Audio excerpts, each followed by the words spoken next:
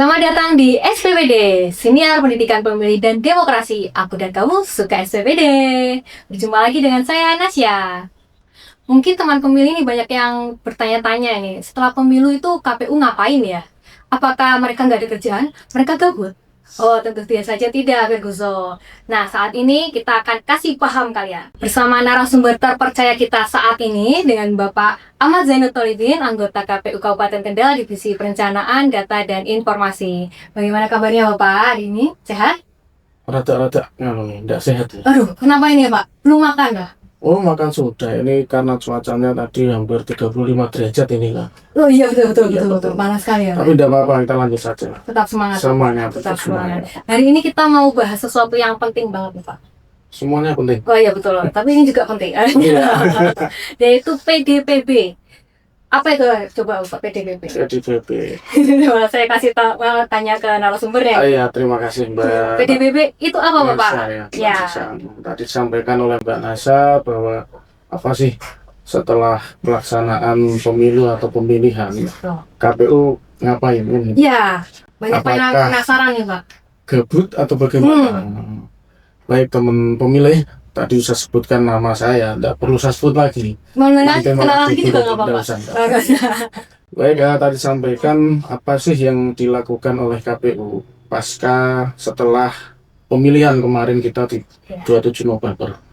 Tentunya KPU sesuai dengan amanat Undang-Undang Nomor 7 Tahun 2017 tentang pemilu yang termuat di dalam pasal 14, 17, dan 20, itu salah satunya KPU itu adalah melaksanakan PDPB, yang mana kepanjangannya itu pemutahiran daftar pemilih berkelanjutan. Jadi setelah pilkada selesai, KPU itu punya tanggung jawab yang diamanatkan oleh undang-undang, bukan hanya kok peraturan KPU, namun langsung undang-undang. Jadi itu PDPB itu pemutahiran daftar pemilih berkelanjutan. Itu Mbak Nasa. Nah itu prosesnya PDPB ini gimana sih Pak? Prosesnya itu kita berjenjang, bahwa PDPB pertama dari KPU RI, yang mana masyarakat tentunya mengenalnya KPU pusat ya. Terus nanti turun ke KPU provinsi, terus kabupaten kota. Di kabupaten kota ini prosesnya kita pemutahiran data pertama adalah melakukan koordinasi dengan berbagai pihak instansi. Dalam hal ini kalau kita kemarin Kabupaten Kendal melakukan koordinasi dengan pertama yang mempunyai data kependudukan. Karena KPU itu adalah user pemakai data kependudukan, kita koordinasi dengan Dispenduk Capil Kabupaten Kendal untuk memperoleh validasi data dari mereka. Kedua, kita mencari data dari Dinas Pendidikan Provinsi Jawa Tengah wilayah 13, karena Kendal ini masuk di wilayah 13, terus kita koordinasi dengan Polres, kita koordinasi dengan Kodim, dan kita koordinasi berbagai banyak pihak, yang mana data-data tersebut kita gunakan untuk tambahan mutahiran daftar pemilih berkelanjutan ini. Berarti banyak kerjasama dengan instansi lainnya ya Pak? Banyak. Cuma KPU sendiri? Iya, karena kerja putra ini tidak kerja sektoral, kita kerja kolektif, yang mana salah satu data tersebut kita gunakan bersama-sama. Ini untuk menuju kevalidan data pemilu berikutnya. Kemudian bagaimana KPU ini memastikan keakuratan dan kevalidan data tersebut Pak? Oke. Data-data yang tadi kita sudah koordinasikan, mendapat data dari berbagai pihak. Tentunya pertama data dari sinkronisasi KPU RI kita diturunkan ke kita. Kita cross check, kita pilah-pilah mana yang data invalid, mana data yang valid, terus kita pilih yang sesuai. Ini data ini masuk ke kecamatan mana, ke desa mana, dan apabila ditemukan data yang belum valid, tadi kita koordinasi dengan Dispenduk Capil. Karena data itu kan semuanya adalah dari mereka yang mempunyai data. Kita hanya sumber datanya dari Dispenduk Capil, yang mana kita awalnya kita dapat dari KPU RI dapat dari Kemendagri. Itu Mbak Masa. Kemudian manfaat PPDB bagi masyarakat sendiri itu apa? Manfaatnya banyak Mbak. Pertama, tentunya masyarakat itu akan terjamin hak pilihnya. Karena dalam peraturan itu pemilih itu dapat memilih pertama terdaftar dalam daftar pemilih. Sehingga kalau tidak terdaftar dalam pemilih, tentunya walaupun nanti di detik terakhir ada aturan yang mungkin mengakomodasi identitas, namun syarat pertama pemilih itu harus terdaftar dalam daftar pemilih, sehingga hak pemilih masyarakat itu terlindungi. Jika tidak masuk daftar pemilih, kemungkinan sulit untuk bisa menggunakan hak pilihnya secara langsung. Kemudian untuk peran masyarakat sendiri di PDBB ada nggak sih Pak? Ya, tentunya ada, karena tadi saya sampaikan di awal kan ini adalah bukan pekerjaan yang sektoral, hanya KPU saja, apalagi hanya di divisi pendanaan data dan informasi.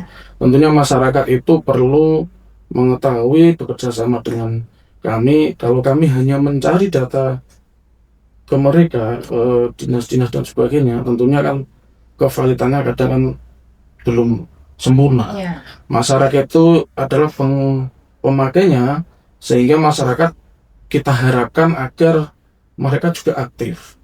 Ya, dengan cara pertama mengecek di cek DPT online, apakah mereka itu bisa terdaftar atau belum. Jika belum terdaftar, sampaikan ke kita, ke KPU, melalui beberapa kanal-kanal yang kita miliki gitu. Nah, kalau ada yang mau melapor nih, prosedurnya apa sih Pak? Harus ada dokumen yang dibawakan atau bagaimana, dan sampai kapan nih Pak masyarakat bisa melapor ke KPU terkait hal tersebut? Oke. Proses PDBB ini sebenarnya adalah proses di mana pasca tahapan tidak ada.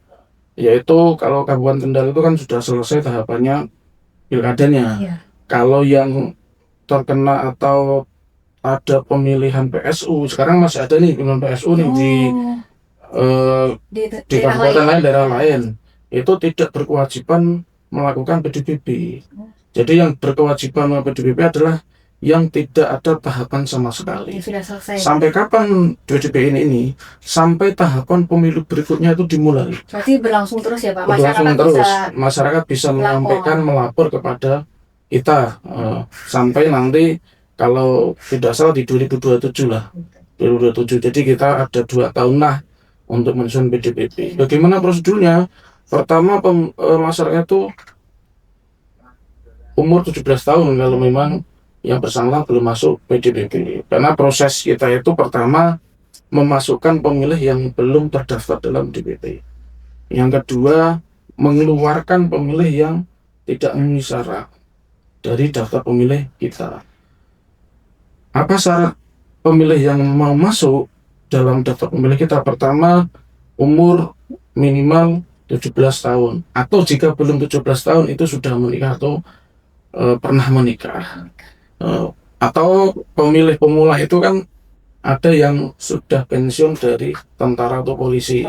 Itu kan menjadi bersangkutan menjadi pemilih pemula. Itu kan sudah umur 17 tahun itu. Sudah 17 tahun lebih ya Pak ya? Itu sudah 60 tahun lebih itu. Jadi itu bisa masuk dari pemilih baru.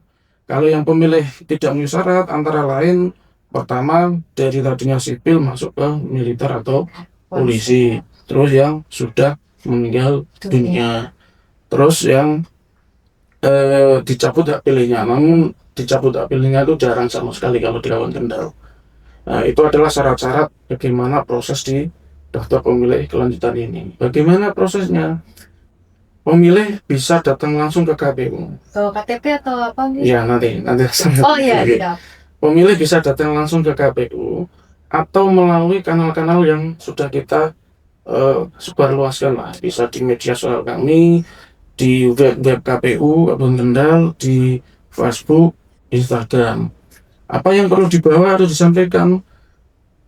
Identitas kalau pemilih baru itu adalah KTP elektronik. KTP elektronik dan KK. Kenapa kita pakai KK? Karena kalau hanya KTP elektronik, kita tidak bisa memenuhi elemen data yang kita butuhkan. Karena kita membutuhkan elemen data itu 14 elemen data. Ada NIK, banyak. Ada NKK, ada nama, tempat tanggal lahir, alamat. Itu adanya kan di KK. Kalau KTP kan hanya kita tahunya NKK-nya enggak ada di sana. Kalau yang tidak memenuhi syarat itu adalah dokumen kalau meninggal dunia, akta kematiannya. Itu tidak disampaikan ke kami, bisa langsung ke KPU, kita terima sesuai dengan jam kerja. Kalau kita di laman juga bisa disampaikan di laman yang kita sampaikan di media-media kami. Oke, baik. Baik Bapak, selanjutnya bagaimana sih KPU ini menjaga keamanan saat data pemilih masyarakat ini Pak? Oh ya, baik. Sesuai dengan kita kan sekarang ada undang-undang perlindungan data pribadi itu ya, Iya. Pak. Tentunya kita sebagai lembaga negara tentunya mengikuti aturan-aturan yang ada. Kayak panas nih, Mbak. Nggak apa-apa nih. Jadi gini, daftar pemilih kita itu semenjak, kalau nggak salah semenjak pemilu tahun 2019 kemarin, itu kita sudah menggunakan perlindungan data pemilih tersebut. Kalau pemilu 2019 kemarin, kita sudah menyampaikan atau mempublikasikan data pemilih kita itu tanpa NIK dan NKK. Karena salah duanya NKK itu adalah data pribadi yang dilindungi, sehingga kita tidak menyampaikan itu ke publik. Kalau di pemilu 2024 dan pemilihan 2024 ini, kita sudah diinstruksikan oleh KBRI bahwa dalam segi alat, itu alat yang kita gunakan itu hanya satu untuk pengolahan data pemilih. Laptop yang kita gunakan itu hanya satu ini. Tidak boleh lain laptop. Oh iya. Dan laptop itu tidak boleh dicolok namanya apa ya, flash disk atau CD-ROM dan sebagainya. Jadi laptop itu adalah satu-satunya alat yang untuk kita kerjakan untuk daftar pemilih, sehingga tidak mungkin itu bisa bahasanya diambil orang dalam segi colokan flash disk mau ambil data apa, tidak bisa. Itu salah satu dari kita melindungi data kita. Jadi steril. Ya. Dan yang kedua tadi untuk pemilihan tahun 2024 kemarin, kita sudah lagi tidak menyampaikan NIK, NKK, bahkan tanggal lahir pun sudah kita tidak sampaikan dalam data pemilih kita. Karena tanggal lahir itu kan termasuk juga tidak dipublish lagi. Tidak dipublish, hanya yang kita publishkan yang tadinya tanggal lahir umpama tanggal sekian, bulan sekian, tahun sekian, kita tampilkan sekarang umur. Nah, itu jadi itulah salah satu kita mengimplementasikan undang-undang tentang perlindungan data pribadi. Di situ untuk kita perlindungan data pemilih kita. Keamanan ya Pak, yang jaga keamanan. Terus bagaimana masyarakat bisa tahu nih Pak terkait hasil PDPB-nya? Oke, tentunya kita proses-proses tadi saya sampaikan nih, dari proses pemutakhiran, proses kita validasi, terus kita lakukan proses rekapitulasi. Dan setelah itu ya, kemarin kita triwulan kedua kita di tanggal 2 Juli kemarin kita rekapitulasi tingkat kabupaten dan di provinsinya tanggal 4. Dan setelah itu kita sampaikan di media-media kami. Tentunya silakan masyarakat Kabupaten Kendal yang mau mengetahui berapa sih daftar pemilih Kabupaten Kendal untuk bulan Juli ini, itu berapa bisa dilihat di web KPU atau di Facebook atau di Instagram KPU. Di sana kita umumkan. Cuma kita tidak mengumumkan by name-nya. Jika masyarakat mau mengecek saya itu sudah masuk atau belum, itu dicek DPT online. Cek DPT online.go.kpu.id. Itu silakan, jika memang belum masuk bisa disampaikan di depan. Cuma hanya kalau mau ngecek enggak sampai 5 menit loh, enggak sampai 2 menit bahkan. Pokoknya gampang sama gampang. internet gitu ya. Kalau datanya enggak bisa. Intinya siapkan saja NIK dan nomor WA saja itu. Hanya itu saja, nanti diketahui terdaftar atau belum. Gampang banget ya Pak ya. Gampang banget, kalau sekarang tidak seperti dulu kita kerja di mana. Lagi internet tuh sekarang udah sampai pelosok lah ya. Alhamdulillah Kendal itu tidak ada yang black spot. Semuanya ada. Kemarin kita data pemilih di 2.400 sekian TPS itu ada semuanya. Ada semua, nggak ada halangan ya Pak ya. Tidak ada halangan. Kemudian untuk tantangannya dalam proses PDPB ini apa aja? Wah, ini. Tantangan itu pertama memang sebenarnya ini masalah klasik. Masyarakat itu kan sekarang kan pasif, tidak aktif, sehingga kita harus terjun langsung lah bahasanya. Makanya di sini kita sampaikan, marilah kita berbareng-bareng untuk mengutarakan data ini, masyarakat ikut aktif juga tadi mengecek. Itu tantangan pertama. Yang kedua adalah jika kita ada kegandaan gandaan itu yang mana kadang dengan kabupaten lain itu yang begitu rumitnya, itu kita ngeceknya itu kadang kesulitan. Misalnya kayak kemarin KTP-nya masih daerah A, kemudian pindah ke Kendal seperti itu. Betul, karena pemilih itu kadang mempunyai dokumen itu dua. Sebenarnya yang satu itu sudah tidak berlaku lah. Ya. Tapi dokumen yang kita pakai, yang kita terbaru itu juga masih ada. Itu tantangan, makanya tantangan ini kita sampaikan ke Dukcapil yang mempunyai data ini yang mana yang valid. Ya, paling. Jadi kevalidan itu juga tidak hanya dari KPU, dari instansi lain juga bisa memvalidkan data sampai saling koordinasi. Itu Mbak. Sebenarnya tantangan itu tantangan klasik yang mana sebenarnya sudah kita kerjakan, namun masih ada saja seperti itu. Tapi masih bisa diantisipasi seperti masih, itu. Ya. Nah, jadi bisa lah ya Pak ya untuk mengatasi tantangan-tantangan tersebut ini. Masih. Selama ini kita alhamdulillah data pemilih kita sudah jika terberikan baiklah. Baik, alhamdulillah Pak ya. Oke, berarti dengan teman pemilih aktif melaporkan data pemilih ke KPU, teman pemilih itu ikut membantu ya Pak ya, membantu KPU untuk memvalidkan dan memutakhirkan data pemilih. Betul. Baik, terima kasih banyak Pak Zainud untuk sama-sama, waktunya. Next time kita mungkin bisa ketemu lagi, jadi narasumber lagi ya Pak. Bisa dengan tema lain. Tema yang lain betul.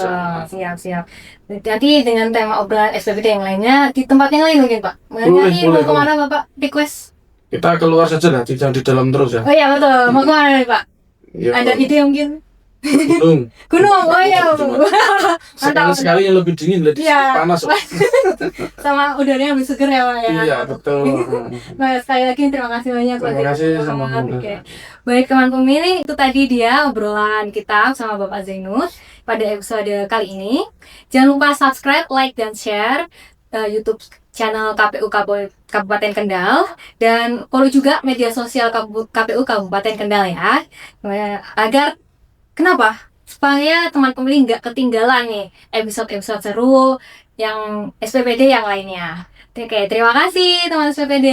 Dadah. Dadah.